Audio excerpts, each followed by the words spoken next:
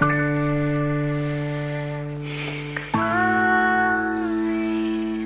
everyone, I'm Alex and welcome back to another video. Now you may be thinking, why are you in a room, an empty looking room? Well, that's because of the fact that I've basically been moving. I'm moving out, which is very weird to say. So I felt like I'd tell a story, how YouTube changed my life. I didn't really feel like there was a more fitting time or a fitting place for a video like this. I've always wanted to do one.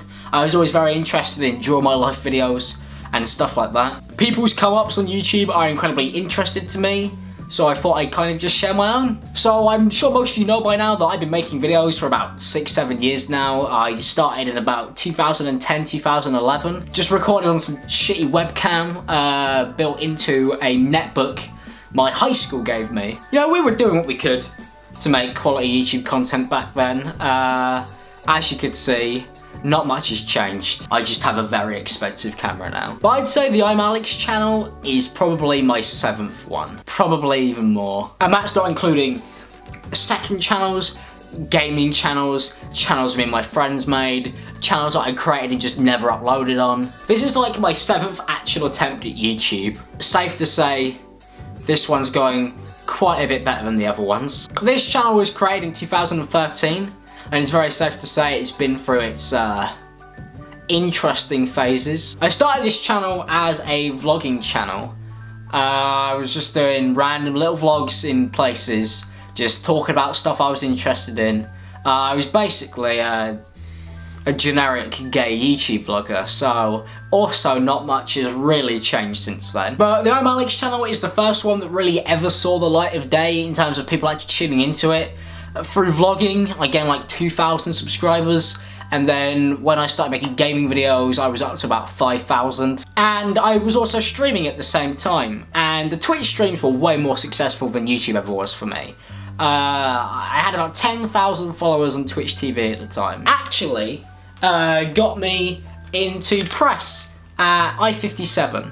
So it was around March last year where YouTube was my summer job. I was doing YouTube and I was streaming and I was cobbling enough, a decent amount of money to be able to pay for the same amount of things that my friends could pay for working down at the holiday homes or at Tesco.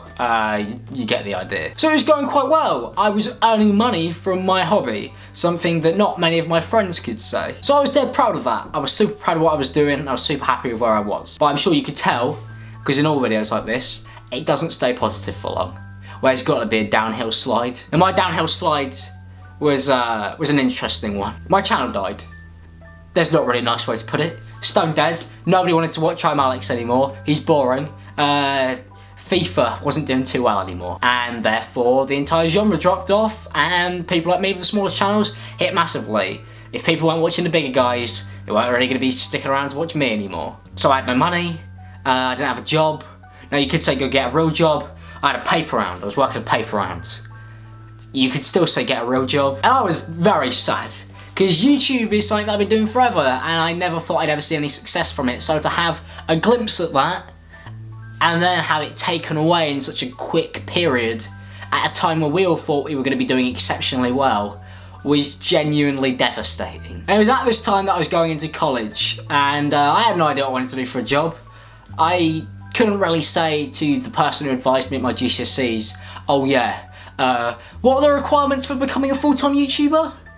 2 A's in science. So I just said, I like editing. And they said, hey, do media. So I did media, did relatively well in it, used my media course to get into college, and I left all my friends behind to pursue a media course an hour away. Because there wasn't really any good equipment at my old school, and although it was definitely the best place to be, you know, I was leaving all my friends behind, I wanted to pursue something I actually enjoyed, and I realised, hey, if I want to not be homeless and do something I like, which is the dream, then I'm gonna have to sacrifice some stuff. And all this time I was like, the risk's worth it, it'll give me more time to stream and make videos, and the channel dies. And then I fell into some shit mood, just like completely devastated. I wasn't really happy anymore, I wasn't going out, I wasn't doing anything, I didn't really have anything going on, and I wasn't seeing my friends anymore. I just would kind of come home, sit at my desk, scroll through Twitter, go to bed. And I did that for about half a year. And I went inactive on this channel for about a year. Because if you look at the social blade, there's just a solid year of me losing subscribers. It didn't matter what I tried to do, didn't really seem to be something that I could do. I just felt very hopeless. And it was at this point, the college came to me and said, "Hey Alex, yeah, you've pretty much dropped off massively over the last month or so. We might kick you out. Yeah, there's too many people on this course, we've oversubscribed it, and we might get rid of you. Come back next week. Come in next week and we'll ask you some questions and we'll see if we're going to keep you on the course." And it kind of settled in that I was fucked. I was like, okay, this isn't going to go very well. I'm pretty screwed. I don't really have any direction anymore. I felt like I was totally closed off, that I didn't really have anywhere to go, and that there was nothing really for me that I'd enjoy, let alone that would pay me enough to be able to ever pay rent and eat food. So I was like, okay, best case scenario, homeless in 5 years. I'm not going to get a qualification. I'm going to be pretty fucked. I'm going to end up not even be able to work at Tesco or McDonald's. You know, I'm not even going to be able to stack shelves.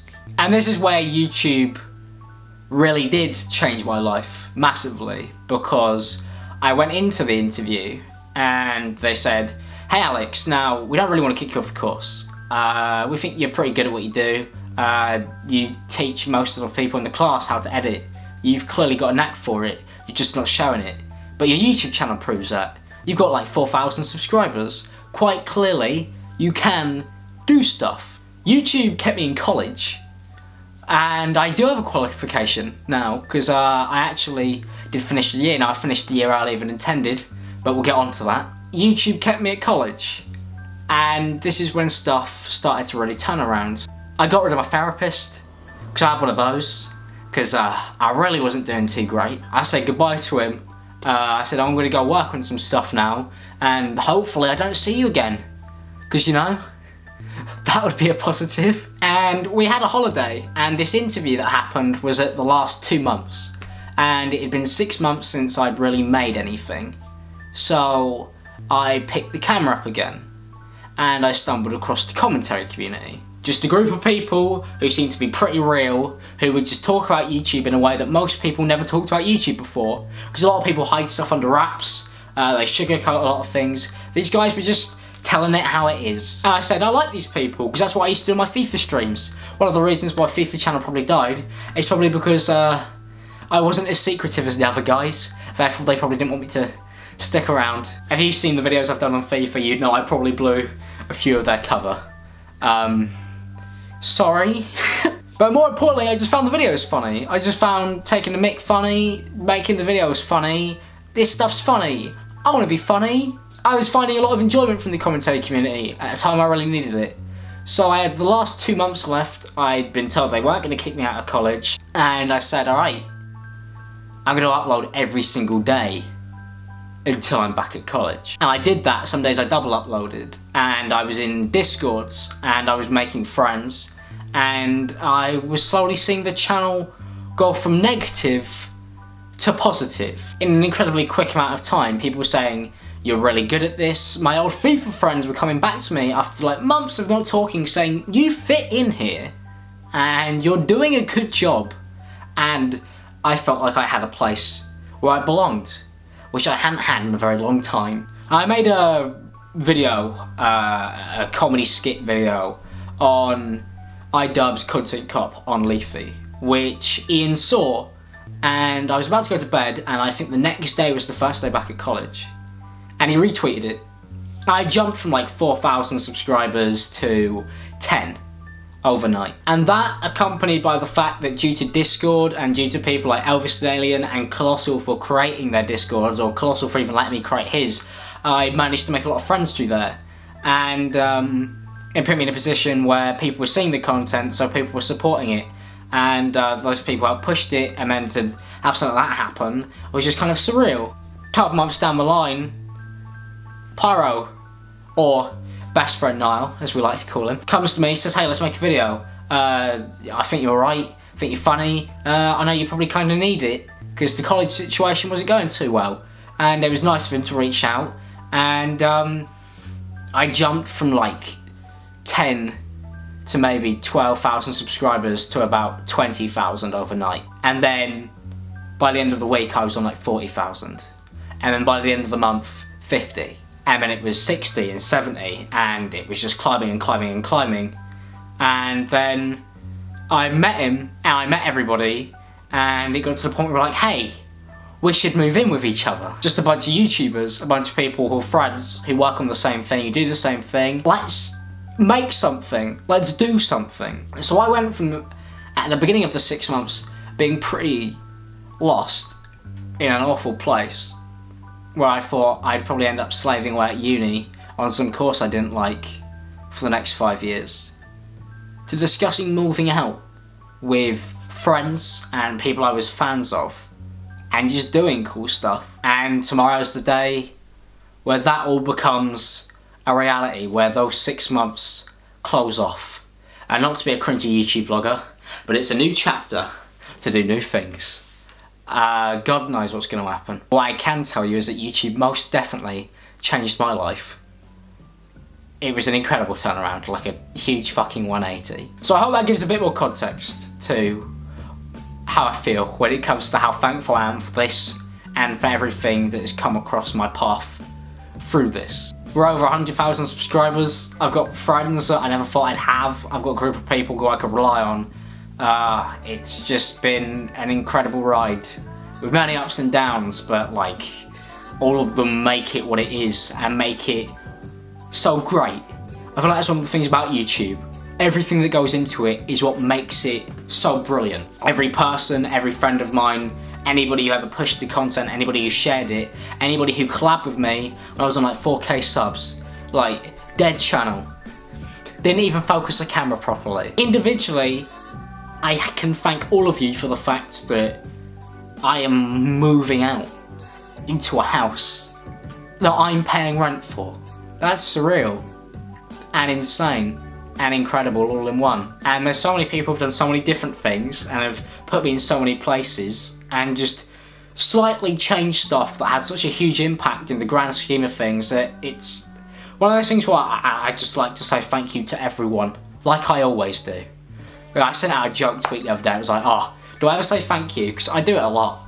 But hopefully this video will probably let you know why. Peace out, people. Have a good day.